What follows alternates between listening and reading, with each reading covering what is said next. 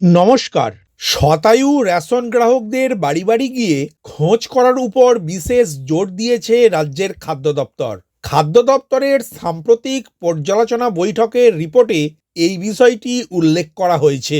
এর আগেও এই বিষয়টি জেলা খাদ্য দপ্তরের কর্তৃপক্ষদের জানানো হয়েছিল, কিন্তু কাজ যে বিশেষ এগোয়নি সেটাই বলা হয়েছে। বাড়ি বাড়ি গিয়ে শতায়ু রেশন গ্রাহকদের অস্তিত্ব আছে কিনা তা যাচাই করে রিপোর্ট জমা দিতে বলা হয়েছে। কারণ খাদ্য দপ্তর মনে করছে অনেক শতায়ু অর্থাৎ ১০০ বছরের বেশি বয়সী রেশন কার্ড গ্রাহক আছেন যাদের এখন কোনো অস্তিত্ব নেই, কিন্তু তাদের রেশন কার্ডগুলি সক্রিয় আছে। ওই কার্ড ব্যবহার করে খাদ্য সামগ্রী তোলা হচ্ছে।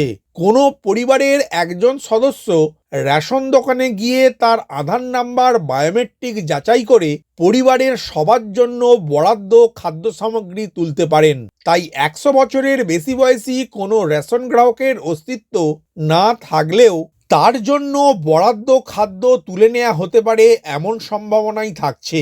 সেই কারণেই বিশেষ পর্যালোচনায় এমনই নির্দেশ দেওয়া হয়েছে।